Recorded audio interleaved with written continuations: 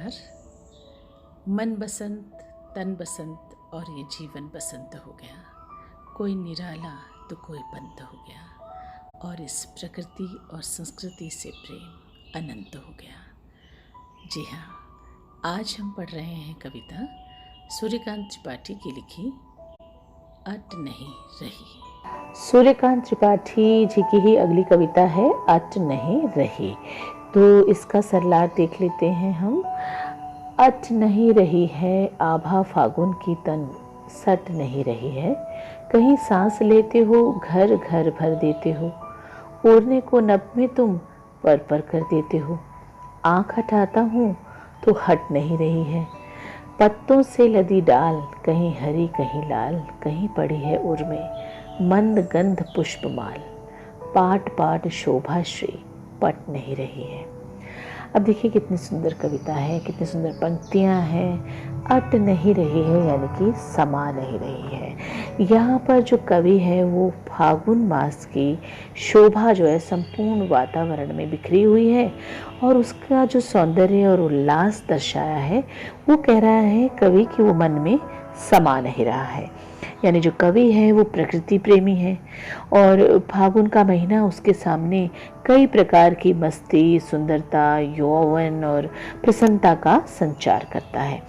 और कुदरत जो है वो हर पल अपना रूप बदलती है और कवि जो है इस रूप को बड़ी सूक्ष्मता से महसूस करता है और जब वो महसूस करता है तो उसकी नवीनता में कहीं खो जाता है और धरती पर जो वो बसंत की बहार आई है वो उसका मन मोह लेती है। इसीलिए वो लाख चाह कर भी फागुन के महीने की सुंदरता से जो है अपनी आँख को हटा नहीं पा रहा है। तो अब हम कविता शुरू करते हैं कि अट नहीं रही है आबा फागुन की तन सट नहीं रही है। यहाँ पर देखो कविता का जो फागुन महीना है कविता में उसका मानवीकरण कर दिया है कवि ने और कहा है कि जो फागुन की मस्ती है ना, वो सबके सिर चढ़कर बोल रही है और जो चारों ओर सुंदरता उसकी फैली है उसको कवि जो है अपने अंदर समाने में असमर्थ है।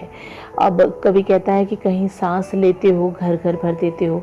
अब वो कह रहा है कि जब ये महीना जो है फागुन का महीना सांस लेता है तो धीमी सुगंध से जो है वो धरती पर बहती हुई जो हवा है वो दिखती है, महसूस होती है ना।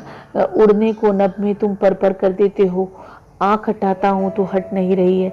यानी कि इस समय जो चारों तरफ जो फूल खिले हैं है ना और उसके माध्यम से जो सांस जो प्रकृति ले रही है वो खुशबू भरी हो गई है ना, सुगंध वातावरण में फैल गई है और घर घर में जो है वो खुशबू भर गई है।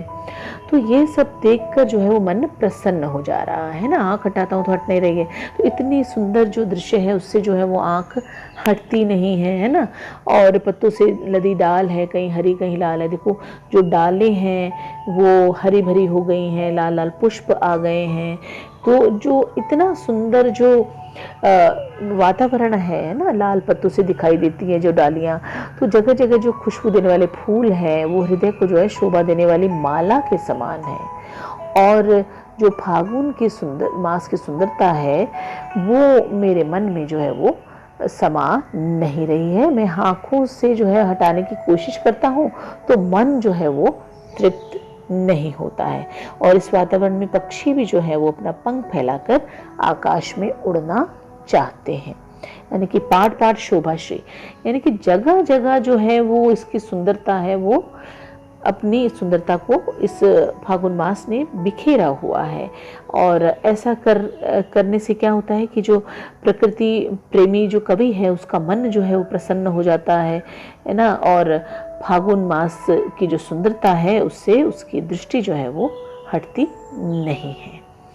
तो इस तरह जो है हमने कवि की प्रकृति की व्यापकता को देखा है जो चाहकर भी जो है अपनी आंखें उससे हटा नहीं पा रहे हैं। अब हम इसका काव्य सौंदर्य देख लेते हैं कि इस कविता में जो है वो छायावादी कवि हैं, उनके द्वारा रचित जो आधुनिक काल की कविता है फागुन मास के महीने की जो है अलौकिक सुंदरता है उसका जो है बहुत ही सुंदर और चित्रात्मक वर्णन किया गया है ना। और शांत रस का प्रयोग है, साथ ही साथ श्रृंगार रस भी है यहाँ पर। और विभिन्न अलंकारों का प्रयोग है, मानवीकरण अलंकार है, समासिक शब्दों का प्रयोग है, मुहावरेदार भाषा है, जैसे यहाँ का हटाना है ना, झांक नहीं हट रही है। तो इस तरह से जो है ये इसका शिल्प सौंदर्य हम देखते हैं और मैं आशा करती हूँ कि आपको अवश्य ही ये कविता समझ आ गई होगी।